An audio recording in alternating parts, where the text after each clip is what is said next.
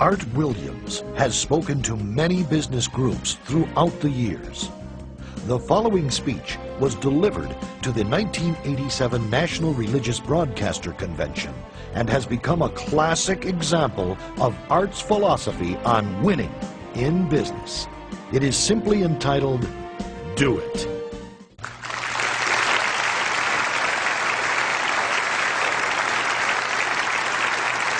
Thank you. Thank you, Jerry. And I tell you, I don't know if I've been this nervous in a long time. This is the most intimidating thing that I think's ever happened to me. An old dumb South Georgia football coach speaking to a bunch of TV personalities like many of you, many great evangelists in the audience, and who put me between Falwell and Swaggart on the same night just totally blows me away. But I'll try to give it my best shot. I was asked to talk to you about how to win in business. I think it's a good subject for you to think about because I believe business in America is in a crisis situation today. All you have to do is read the paper and every month see our trade deficit, and it's just a very depressing situation.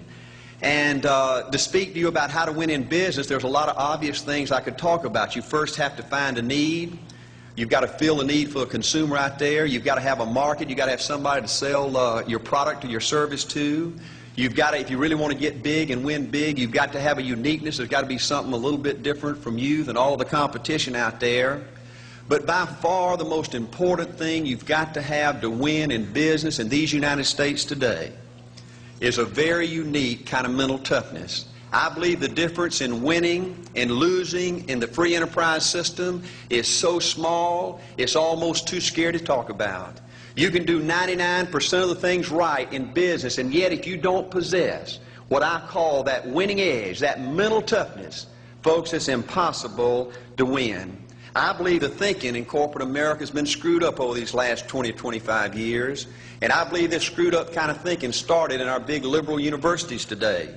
I believe a college degree in business for most universities today is not worth the paper it's written on.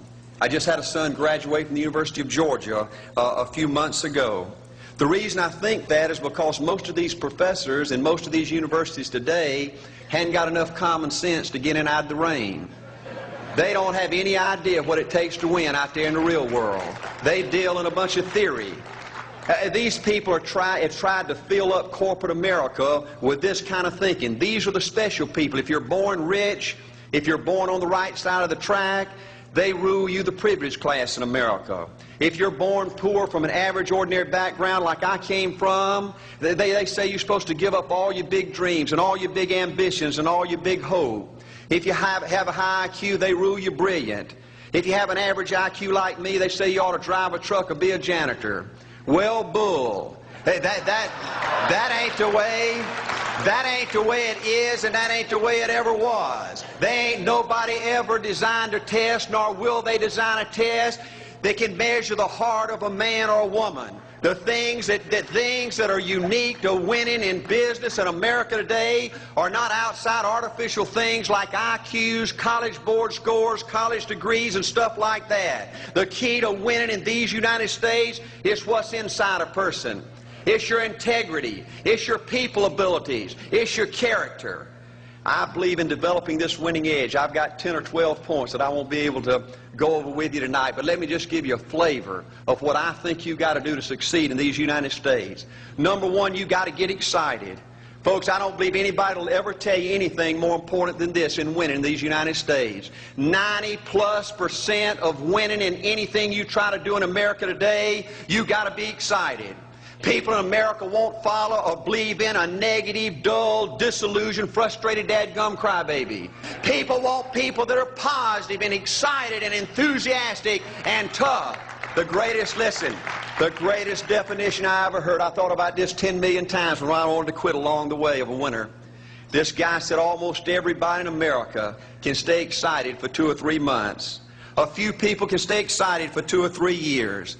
But a winner will stay excited for 30 years or ever how long it takes to win. Another key to building this winning edge and this mental toughness is you've got to become a dreamer again. You know, I'm a Methodist, and we just changed ministers a few weeks ago, and our new minister came in, and the church was just packed. And the first thing he says, well, it looks like everybody came out to see the monkey perform. And the second thing out of his mouth, he said, for a church to be a great church, you got to have a dream. If you don't have a dream, you're dead. And boy, I sat up and I said, man, me and this guy are going to get along good because he knows what he's talking about. See, folks, I believe in order to win, you got to feel good about yourself. I was coaching football for 7 years back in Georgia, and I had a paddle in my coaching office. It was about this thick and this long. And in the fat end, I had little holes bored in it so you could really get some speed and blister their little butt, you know, when they misbehaved. And I had a rule on my football team that if any kid said, I can't, if any football player heard one of my football players said, I can't, he got to bring him in the coach's office and give him 3 licks. And it took me about a month to get all that thinking out of my players every year, you know, and I'd have football players knock on my door at recess and at lunch and after school. And he said, Coach, he said it. Coach, he said it. And I'd make that kid bend over, and I'd give that other kid the board. He'd bust him 3 times. And folks, it didn't take long. You couldn't create a word game to get one of my kids to say, I can't. Bring it home a little bit more personal. When April and little Art were just this little and could understand words, every time they said, I can't, I made them do 3 push-ups. Folks, there ain't nothing you can't do in America if you want to bad enough. Another key in building this winning edge is, folks, you got to stand for something. People in America, the good people in America, are fed up with these dadgum fence sitters and mealy mouths. Corporate America has an especially black eye in business today. Most people in America think you can't find a company. They think you can't find a salesperson that'll tell you like it is and stand behind their word. They think these companies will sell anything, say anything, just to make a sale, just to make a profit. Well, you know what? Folks, if you want to win in the free enterprise system in America today, you got to stand for something. And another point, thank you, is yes, you're going to be controversial. Folks, if you want to win in these United States today, just get ready. You're going to be controversial. The only way not to be controversial is to be average and ordinary. Just call me anything but average and ordinary. Now, I know some of you might say, well, you know, I don't think I like Art Williams. You know, he sounds like an old tough butt to me. Well, folks, I'm telling you, you can be good and tough at the same time. I bet nobody's ever talked to a religious broadcaster like that.